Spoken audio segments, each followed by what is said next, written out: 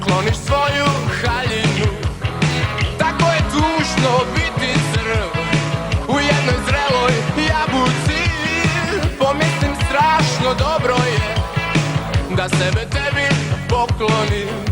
Vreme je za nas, vreme je za novo vreme. Budi slobodna, budi uvek deo mene. Vreme je za nas, vreme je za novo vreme. Budi slobodna, budi uvek deo mene.